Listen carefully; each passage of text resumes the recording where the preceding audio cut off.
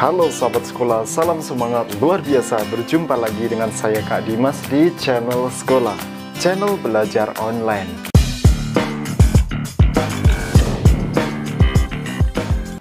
Jadi bagi kalian-kalian yang saat ini sedang daring, sedang belajar dari rumah, mencari tips, trik, soal-soal, dan materi pelajaran, kalian wajib subscribe channel ini. Dan jangan lupa kalian juga harus tekan tombol lonceng agar kalian selalu mendapatkan notifikasi terbaru dari setiap video yang diproduksi oleh channel sekolah.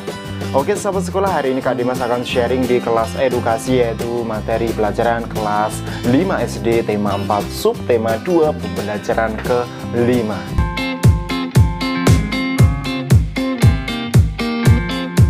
Di pembelajaran kelima ini berpedoman pada buku tematik yang pasti kamu sudah punya ya. Oke, kita mulai.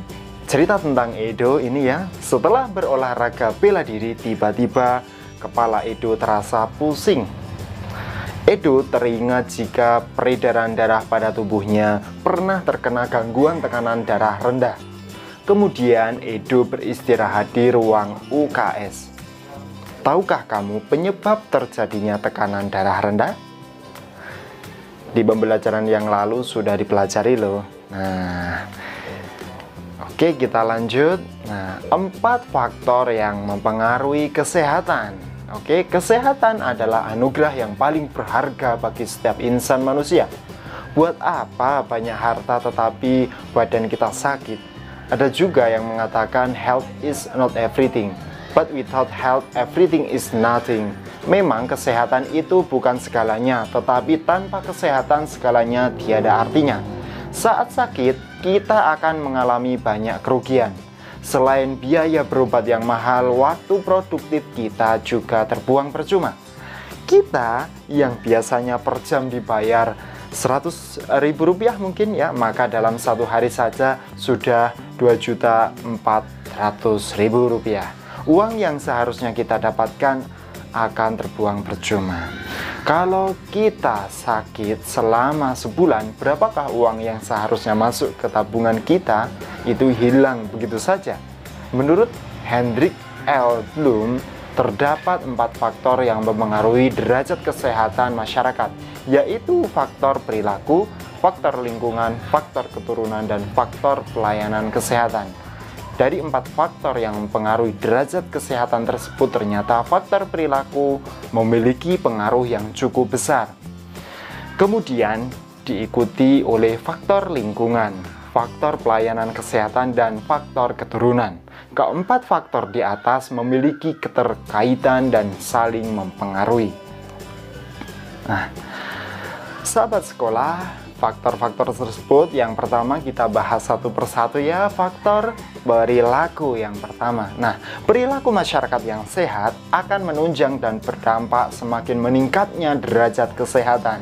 Hal ini dapat kita lihat dari semakin banyaknya penyakit berbasis perilaku dan gaya hidup. Misalnya, kebiasaan pola makan yang sehat dapat menghindarkan kita dari serangan banyak penyakit, antara lain jantung, darah tinggi, stroke, obesitas atau kegemukan, diabetes mellitus, dan lain sebagainya.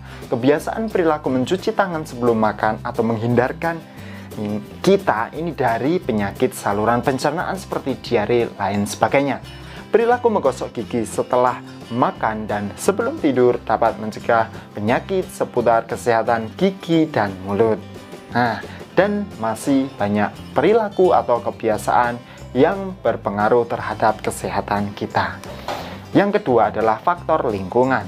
Lingkungan yang bersih sangat berperan dan meningkatkan derajat kesehatan masyarakat. Perbandingan angka orang sakit yang signifikan terjadi antara lingkungan yang bersih dengan lingkungan kumuh atau kotor.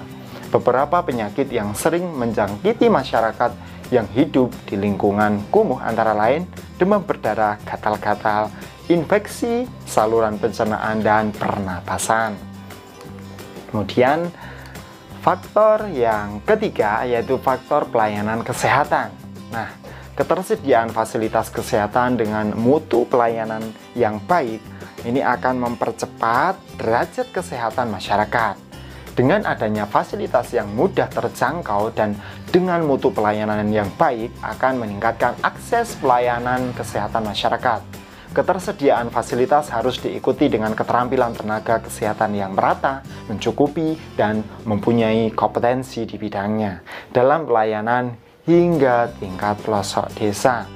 Kemudian faktor yang keempat adalah faktor keturunan. Banyak penyakit yang dapat kita cegahnya misalnya dengan cara membersihkan lingkungan.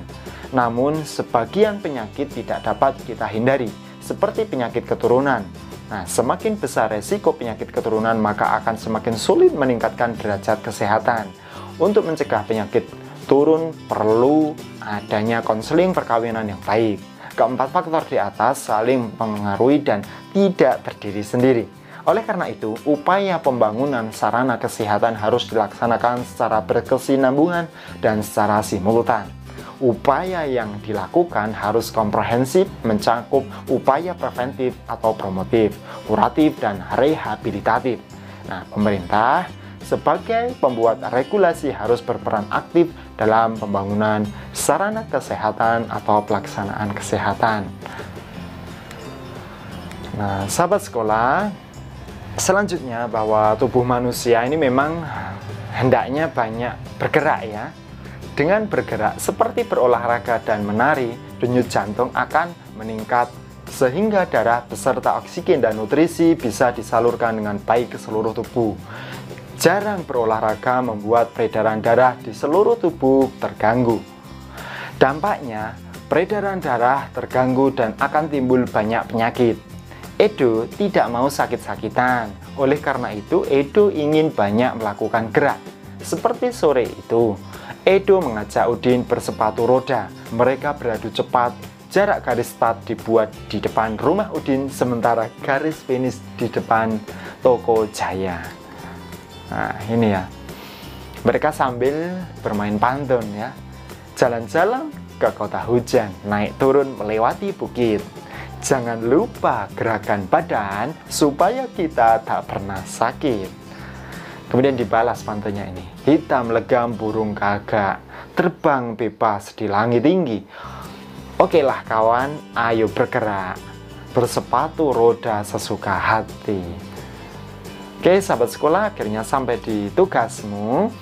Tugasmu kali ini yaitu menjawab pertanyaan berikut ini. Pernahkah peredaran darahmu mengalami gangguan? Lalu bagaimana cara mengatasinya? Kamu jawab di kolom komentar.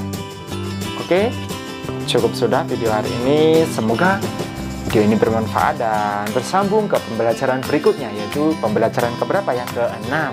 Nah, masih di channel sekolah ya.